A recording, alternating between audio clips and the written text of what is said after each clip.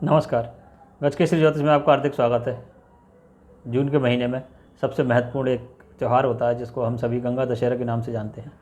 तो आज मैं उसी के बारे में कुछ महत्वपूर्ण तथ्य बताऊंगा कि गंगा दशहरा हिंदुओं का प्रमुख त्यौहार है। इस दिन माँ गंगा का अवतरण पृथ्वी पर हुआ था। ज्येष्ठ शुक्ल पक्ष के 10वें दिन को दशमी दशहरा कहते हैं। सनातन धर्म में स्नान दान हर किसी उपवास त्यौहार के साथ इसलिए जोड़ा गया ताकि पृथ्वी पर इंसानियत और किसी की मदद करने की इच्छा इंसान में हमेशा बनी रहे। और व्रत को इसलिए बताया गया ताकि आपका स्वास्थ्य उत्तम रहे।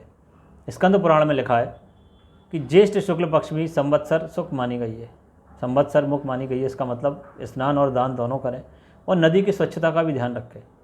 और ऐसा करने वाला महापाप से भी यहाँ से निवृत्त हो सकता है। विशेष योग में यदि देखा जाए तो जो शास्त्रानुसार ज्येष्ठ शुक्ल पक्ष हो, 10वीं तिथि हो, मंगलवार हो और हस्त नक्षत्र हो तो यह सब पापों को हरने वाली होती है। बराह पुराण में लिखा हुआ है कि ज्येष्ठ शुक्ला दशमी बुधवारी में हस्त नक्षत्र में श्रेष्ठ नदी स्वर्ग से आई, वह 10 पापों को नष्ट करती है। इस कारण उस तिथि को दशमी या दशहरा तिथि कहते हैं। तो इस प्रकार ज्येष्ठ मास शुक्ल पक्ष बुधवार, हस्त नक्षत्र, गर्भ, आनंद, व्यतिपात, कन्या राशि का चंद्रमा, वृषभ राशि का सूर्य, इन 10 योगों में मनुष्य स्नान करके समस्त पापों से छूट जाता है। तो गंगा के पौराणिक महत्व को हम यहाँ पर देखना चाहेंगे कि वह विष्णु के चरणों में रहती थी। तो भागीरथ की तपस्या से शिव ने उन्हें अपनी जटाओं में धारण किया और अपनी जटाओं को 7 धाराओं में विभाजित कर दिया।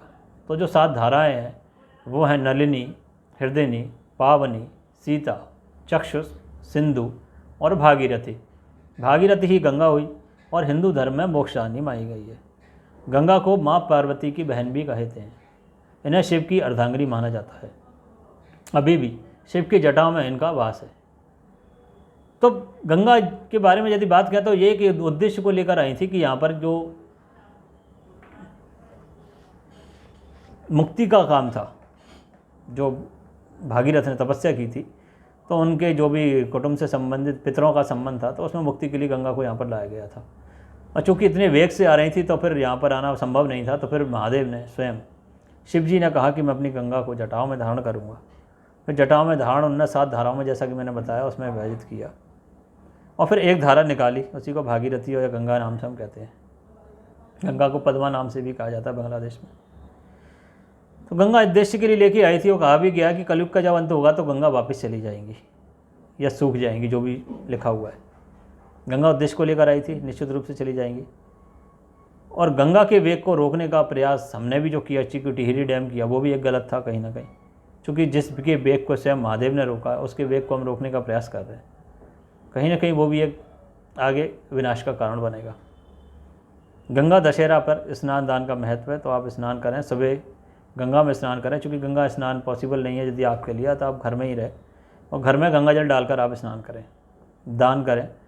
तो गर्मी है चूँकि, तो बताते हैं सत्तू का दान होता है या फलों का दान होता है जो कि सीजनेबल आते हैं, तो उनका दान अपनी बहन बेटियों को जो भी है वो कर सकते हैं। विशेष लाभ मिलता है, लंबे समय तक इस दान पुण्य का फल मिलता है। और अधिक जानकारी के लिए आप मुझे संपर्क कर सकते हैं। मेरा मोबाइल नंबर है 9926260062। एक बार फिर से सुना है 9926260062। आपका दोस्त चेतन गज केसरी।